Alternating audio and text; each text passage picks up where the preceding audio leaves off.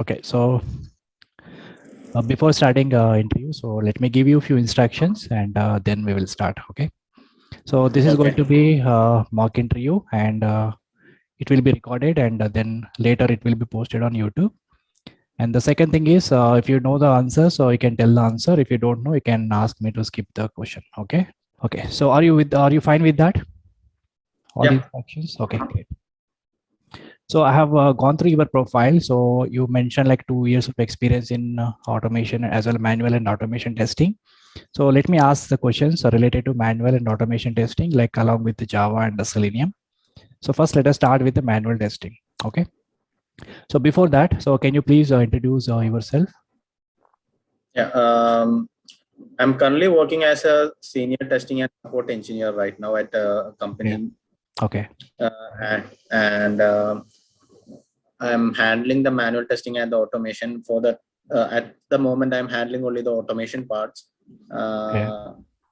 And before working here, I was working as a support staff. Okay. And that's all about me. Okay. Great. Okay. So can you explain the process you are following in your company? Process as in the automation part, or Okay. So just tell me your testing process. basically for manual, we do not follow any testing methods. When we get a interview, I mean, when we get a testing Okay. part to be, I use an Excel sheet. We have an Excel sheet here. So use write the test cases for that module. If it's a unit testing, Okay. then for that module, we will be creating the test cases for that and executing the test. So, and after that, once all the bugs are fixed, we will be doing the integration testing and the regression testing. Okay. Okay, great. So have you involved in white box testing also? No, I'm not involved in that. Okay. So do you know what is the basic difference between white box and black box testing? White box testing is actually, we are looking into the code part. We are looking into the program. Okay. And while black box testing is mainly involved with the input and the output, we are not concerned with the inside code part. Okay, great. So testing is mainly done by a developer. Okay. Okay, great. So what is a static testing and dynamic testing? I'm not sure. Okay, no problem. So before, suppose when you provide your application, you will do some testing, right? Like functional testing, non-functional testing, and so on. But before software is ready, like you have some documentation, right? Like you have a functional requirement documentation and you have a design documentation, right? You will test them. So like you will review those documents before actual software is ready. So especially in the V model, right? So you will do some kind of testing on the documentation level that is comes under the static testing, because you are not testing actual software, but you are testing the documentation part, which is talking about the software. Like in the documentation and design part, in design, how the software will be, like design requirements, everything will be there in the documentation, right? So you will go through the documentation, you will review the documentation, whether they are correctly written or not, completed or not. That comes under static testing. Once the software is ready or once the build is ready, then you directly test the software. So that is comes under the dynamic testing. Okay. Yeah, no problem. Suppose let us say I have given an application and you have to test that application, but I don't have any requirement. Like, so how we can test that? We can do ad hoc testing. Okay, so what is an ad hoc testing? Ad hoc testing, there is no systematic approach to that. Okay. So whatever we have, whatever details we have, we will test with that. Okay. So in ad hoc testing, you already have some details. You are saying like you have already some details, and based on that, you are doing ad hoc testing. But here, what I'm saying is you don't have any details. You don't have any requirement. You don't have any test cases or any documentation. Just you have only application in your hand. So you want to do some kind of testing on the application. So you don't have any documentation or any input with you. So in that case, what kind of testing you will do? I'm not sure. No problem. So basically you perform the exploratory testing. So what is basic difference between the exploratory and ad hoc testing is in ad hoc testing, you will know the some requirement. Even though you don't have a documentation, you know you have some basic idea about application, like based on your previous experience or based on your previous project, you have some experience. Based on that, you will test that application, but there you know the functionality at least. But in exploratory testing, you don't know anything about application. At the same time, you don't have any documentation with you. So in that case, you will perform the exploratory testing. So there's a basic difference. Okay, so when do you perform smoke testing and sanity testing? Smoke testing is mainly performed by a developer. Okay. Mostly by a developer. Okay. And that is to confirm that there are no issues in that in a complete product. Okay. And what about sanity? Sanity, I'm not sure. Okay, so basically smoke and sanity testings can be done by developers or testers. Okay, so sanity, so smoke testing is basically talk about the basic functional, like whether the software is properly installing or not. Okay, and because if the installer is gone, if installation is got broken, so you cannot do anything else, right? And all the libraries are present in the installer or not, all the dependencies are there in the installer or not. So you will basically test it. That's basically comes under the smoke testing.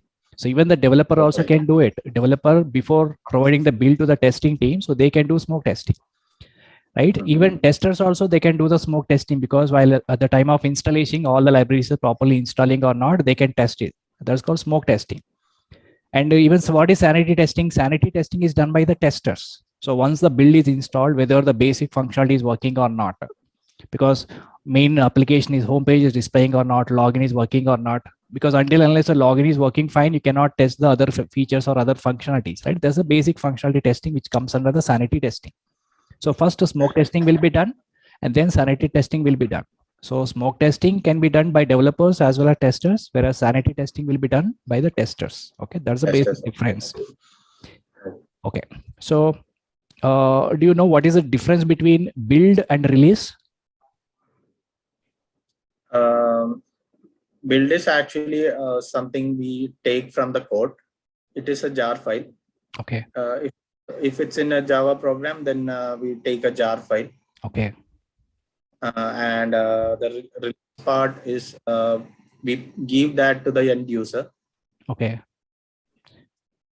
What is a release? What is a release? Can you come again? Release is something that we give the end product, the build, to the user to the production. Yeah. So basically, the build is nothing but is an uncompleted software, which is not completed yet, right? Is still in the development stage or testing stage, and some piece of software, which we can say is a piece of software, and still it is under either development and testing. But the entire software is developed and tested. Then we will finally release to the production, right? Or release to the customer. So that is basically called as a release, right? And that will be the quality product finally. Okay. So you mentioned in your profile, like you are familiar with the cross-browser and cross-platform testing. So what is the basic difference between these two, cross-browser and cross-platform testing? Cross-browser testing, we are using Chrome browser, Firefox browser. Okay. That cross-platform is like multiple Mac OS or Windows. Okay. Or iPhone or like that. Okay. And the cross-platform? That is cross-platform. Okay. So can you just come again? What is the basic difference between cross-browser and cross-platform? Cross-browser is mainly multiple browsers. Multiple browsers. Okay. And yes, that cross-platform is the operating system will be different. Okay. And what else? Only operating system? And is there anything else?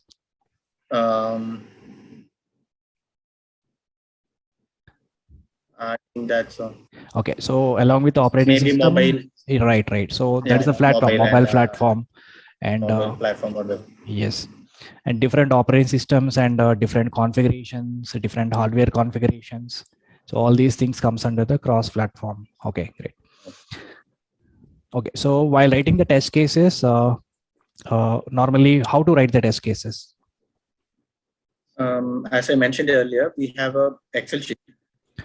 Okay, no, that's the actual process. You will write all the test case in Excel sheet, right? So that's the difference. So here, suppose let's say you have some requirement, right? So you have to start writing the test cases. So for writing the test cases, what you will refer?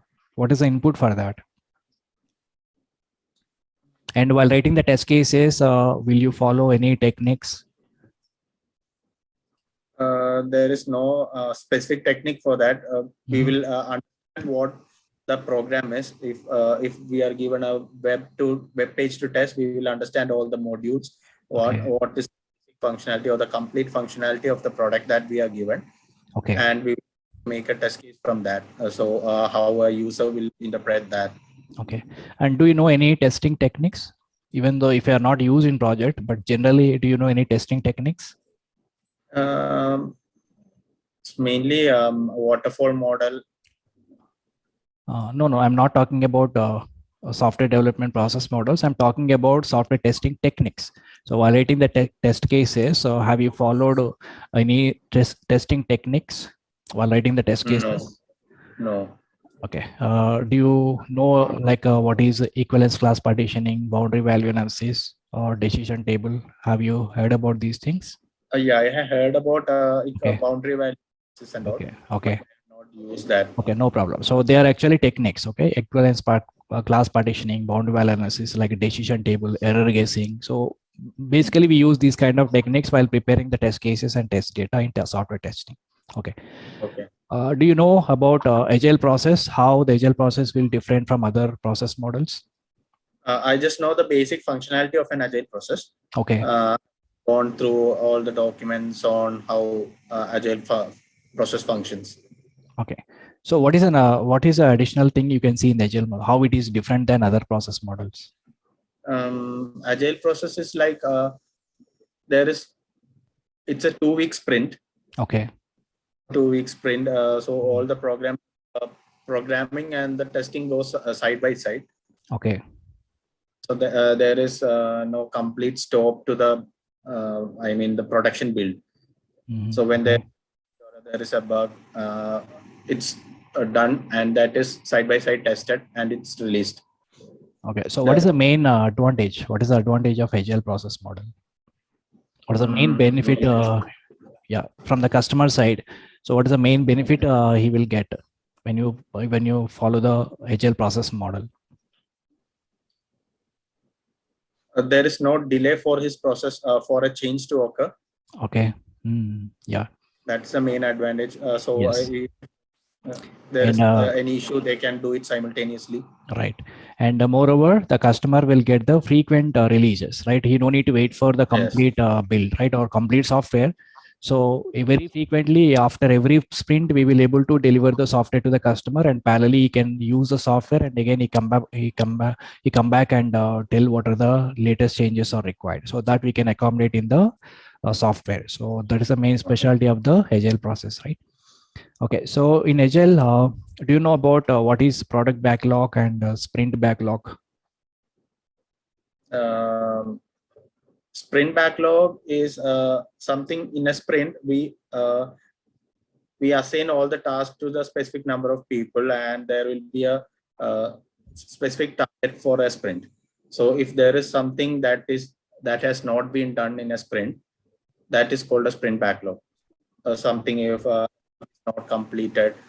No, actually this is not about any task. Actually, task is a different. So what is a task? Task is something which is doable by the developer or tester, right? Here this is it is a backlog. Backlogs is nothing but, like, again we have two backlogs here: product backlog and sprint backlogs. So backlog contains a requirement in the sense, we in agile we basically call as epics and stories, right? So product backlog basically contains all the stories which are collected by the product manager. So whatever the customer is told, right? So all the requirement will be put inside the product backlog. So those requirements, or basically we can call them as a stories. So they are called product. They are all available in the product. So this called product backlog. Basically, product owner or product manager will prepare the product backlog. So from the product backlog, we will choose some of the stories or epics, and we will plan for specific sprint, right? So they are basically called as a sprint backlog. So that means whatever the developers and testers are accepted a certain number of stories for that particular print. So which we can call them as a sprint backlog. Okay, there's a basic difference between product backlog and sprint backlog. Okay, and what is the duration of sprint cycle? Normal duration? Normal duration is 2 weeks. Or 2 weeks. Okay, so 2 to 3 weeks. Okay, depends on the project and number of stories. And what is Scrum meeting? And what do you do in the Scrum meeting, and how it is how it will happen in the Agile? Scrum meeting, there will be a Scrum Master. Okay. And there will be daily task updation, and what a developer or there will be a Scrum team. Okay. In the Scrum Master, all the users or all the team members will give the status update to the Scrum Master on what they are working on or what is pending. Okay. Yeah, so it is going to be 15 minutes meeting, right? So basically they'll mainly focus on 3 things, like what they have done yesterday, and what are any blockers are there, or what is the plan today, and these things will be discussed in the during Scrum meeting, and it will be around 15-20 minutes on daily stand. We can also call it as a daily stand-ups. And do you know any ceremonies in Agile process? What are the ceremonies will be done in the Agile process? No. Like sprint review meeting, retrospective meeting. Have you ever actually not worked on a Agile process? Okay, so no problem. So I can see something Agile about Agile in your profile, so that's the reason I'm asking the questions. Okay, I just had the basic understanding. No issues. Okay, great, no problem. Yeah, let's move on to the automation part. So you also have some basic skills on automation I can see in Java and Selenium in your profile. So let me ask some questions from Java first, and then we'll move on to the Selenium. Okay. All right. So in Java, so what is the basic difference between a constructor and a method?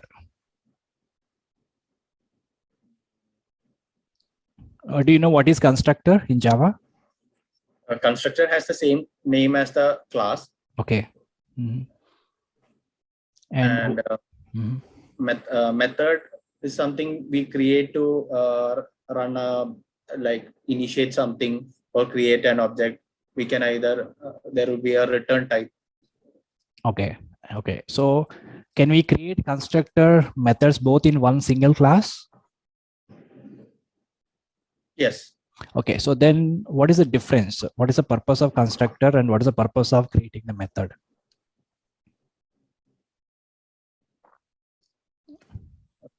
I'm not sure. Okay, no problem. Yeah, no problem.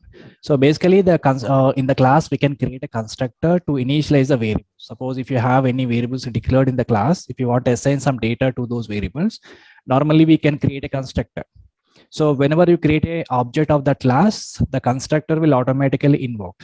Okay, at the time of object creation itself, we will pass the data to the constructor, and constructor will initiate the data into the variables. And that will be automatically invoked by the object itself at the time of object creation.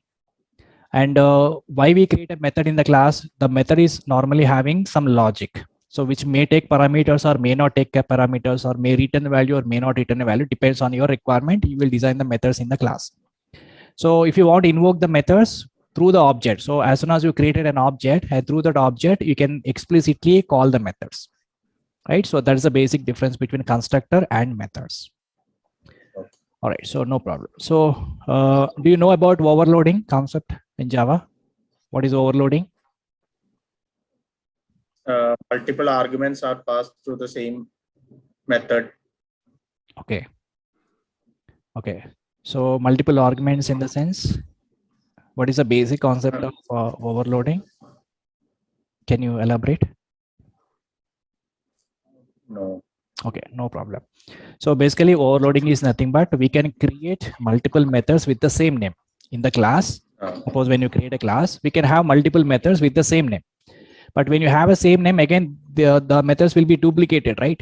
So to differentiate those methods, we will change the arguments, or we can say parameters. So we can specify the different parameters can be different. Let's say one method is taking 2 parameters, the other method will take 3 parameters. Or if it is taking 2 parameters, again, the data type can be different. The data type of those parameters different. So in that way, we can create multiple methods within the same class. That is a basic concept of overloading. So while how we can call those overloaded methods, when I call that method depends on the parameters. Suppose while calling the method, when you pass two parameters, so whichever method is be created with the two parameters will be invoked. Similarly, when you call a method with three parameters, so the method which we created with the three parameters in the class will be invoked. So it depends on the number of parameters, it will decide which method we need to call through object. Right? So there's a basically called as a method overloading. Like we can create multiple methods with the same name. At the same time, we need to follow number of arguments should be different. If the number of arguments should be same, then data type of parameters should be different. That is the concept of overload. And what is the overriding? What is overriding? I'm not much sure about the Java part.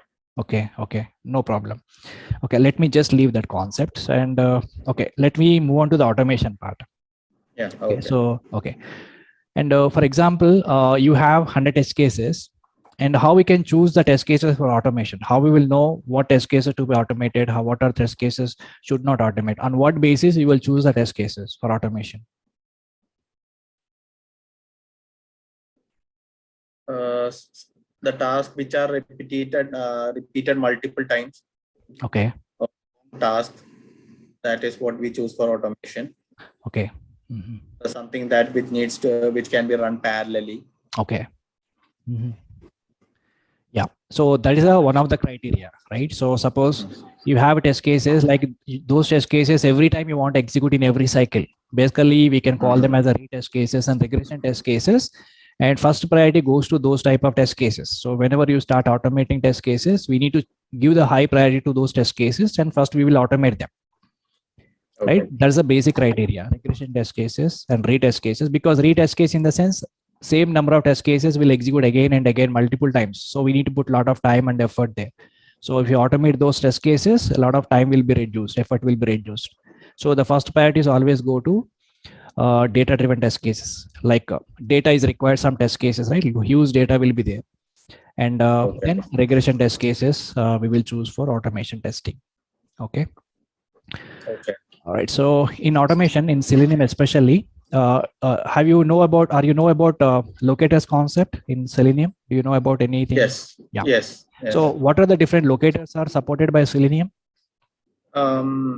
Mainly it's XML. There is a link text. There is CSS selector. We can there is a locator name, tag name. Okay. Okay. So do you know what is an XPath? Yes, XPath is something we can locate a extendable markup language. Okay. So that is used to do. It is similar to HTML tag. Okay. That is used so to how XPath will how XPath will identify the element? How XPath is how on what basis XPath work actually? How XPath will work while identifying the element? Do you know anything about DOM, document object model? No. Okay, so basically XPath works based on the DOM. So DOM is a document object model, is a kind of a view of HTML. So normally if you just look at the page, HTML page or web page, there will be some HTML, right? So normally web pages are designed by using HTML. So the same HTML will be viewed in the form of DOM structure. In the DOM, we will see all the HTML in the nodes, like parent node, chain node, like that. So in the hierarchy mode. So basically the DOM is created by the browser at the runtime. So whenever you use XPath work based on the DOM structure. It will navigate through each and every node to find that element. Again, we have different type of XPath, but normally XPath will navigate through each and every node and then find the element. Okay. Okay. All right. So what is the difference between find element and find elements? So there are two methods are available, right? Yeah. So find element will find the element that is the first one. Only one element will be returned. That is okay. So if there are elements like there are three elements with the same XPath, and if we give an index of 1, only one element will be returned. In find elements, all the elements that is with the same XPath will be returned. Okay. Okay. So for example, let's say I have find element method. In that, I provided one locator, and that locator is matching more than two elements. Let's say more than one element. And which Okay. element will be returned by the find element? The first element. First element. Okay. So same thing for, let's say, find elements. In the find elements also, I created one locator, and that locator is matching with multiple elements. Then how many elements the find elements method will return? All the elements All which elements. has the same. Right. Yeah. Okay. All the elements, right? So for example, Yes. yeah. So for example, in the find element, the locator, whatever locator I provided, so that locator is not matching with any of the element. There is no element with that locator, for example. Okay. And then what will happen in case of find element? Find element. Yeah. So in case if we give a timeout or implicit timeout of 30 seconds or something like that, the code will wait a time of 30 seconds. Okay. And okay. Then there will be an exception. Yes, exception. Suppose the same scenario, let's take with find elements. In the find elements also, I provided a locator, and there are no elements are matching in the web page. And then how the find elements method work? So the locator is not matching with any of the elements. So whether it will throw exception or not. If there are no such elements, then exception will be thrown. In case of find elements. Are you sure? I think so.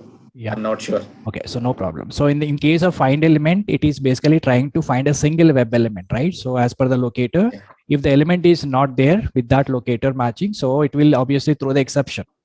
No such element exception, right? But in case of find elements, if the elements are not available in the web page, basically find elements with a return 0. So there are no elements. 0 elements will be, but it will not throw any exception. Because what is the return type of find element? Return type is web element.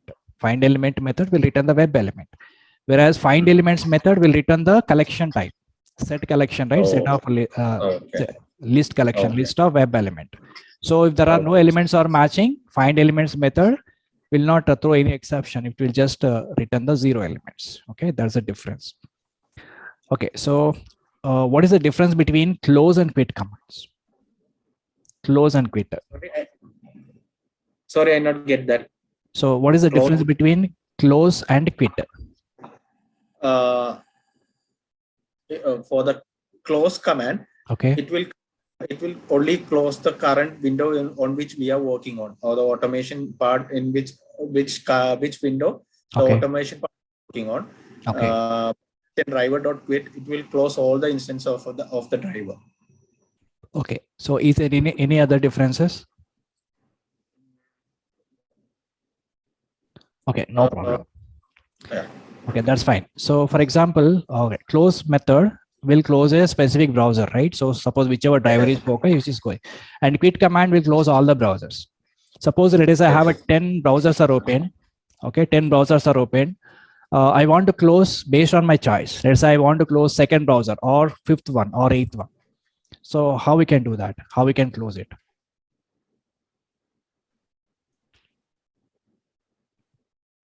So based on choice, just I want to close specific browser window instead of closing all or instead of closing specific one.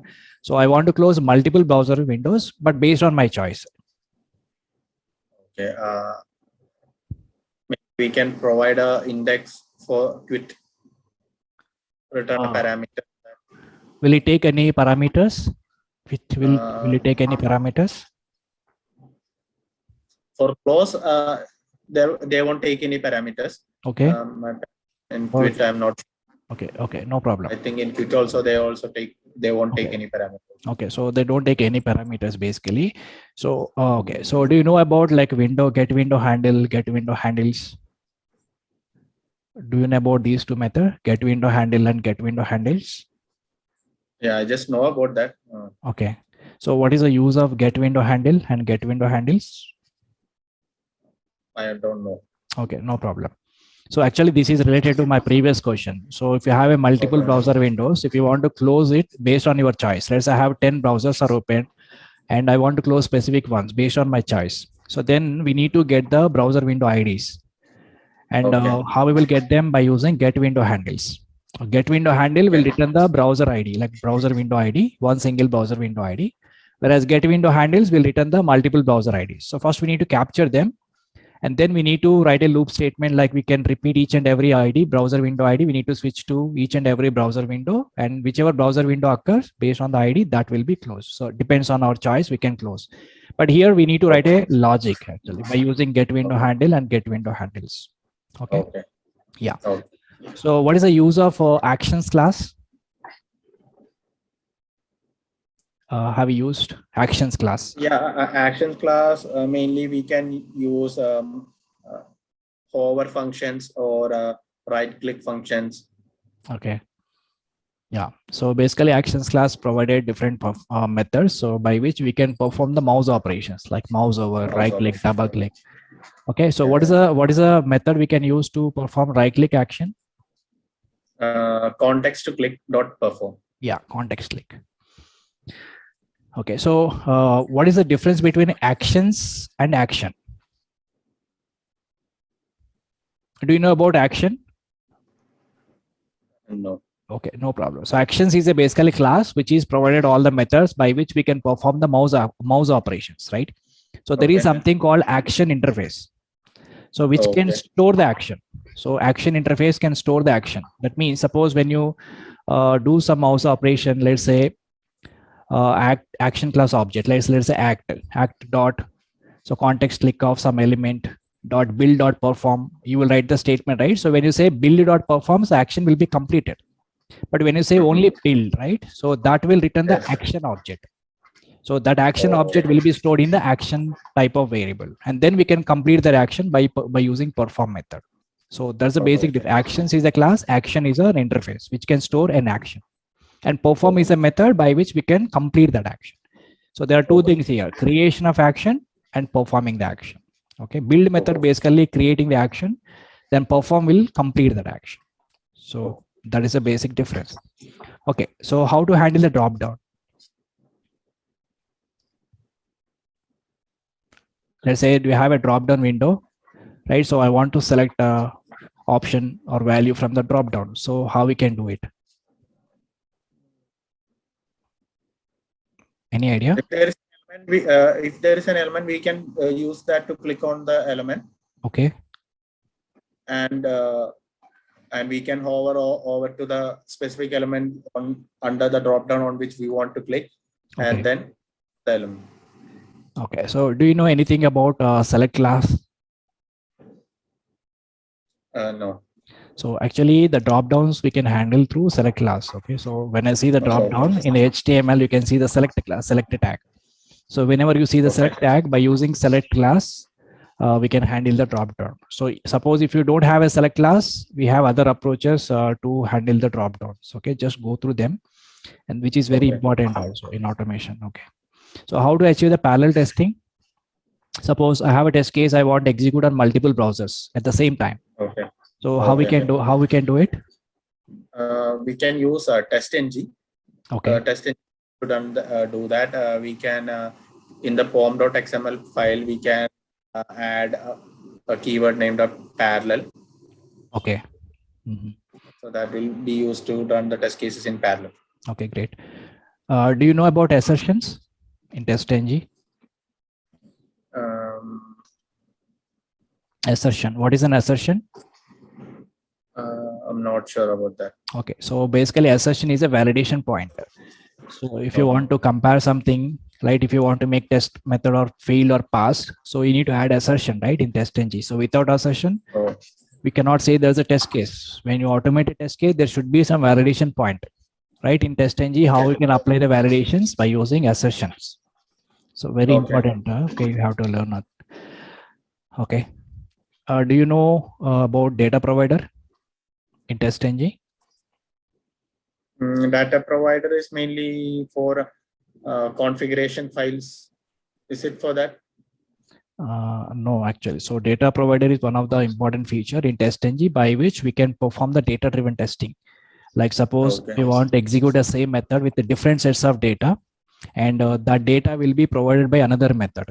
So that method is basically called as a data provider method. We can define that method with the data provider annotation.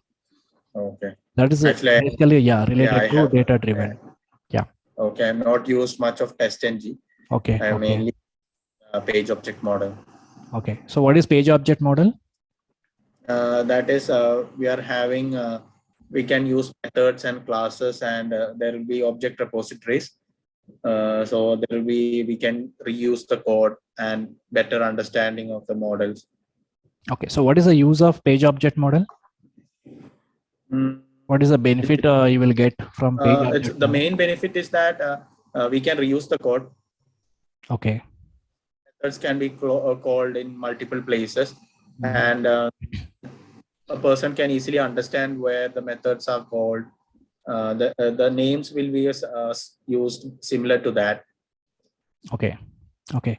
Yeah. Whatever you said is correct. Reusability. And basically, let us say you have 10 different pages are there in your application, right? So you have so many test cases are there. Let us say there is one page on your web page or in your web application, there is a one page. And let us say which contains 10 elements. And you have Okay. 10 to 20 test cases are there which are referring the same page. Okay. The same Okay. page elements are you are using in 10 different test cases. So what you need to do normally, if I don't use page object class or page object model, you have to identify those elements in every test case, right? In every test case, you need to identify the elements and then you have to perform the actions on the elements. So let us say if you have a 10 elements, let's say you have a 10 test cases. In every test case, you need to identify the elements and you need to perform the actions in every test case.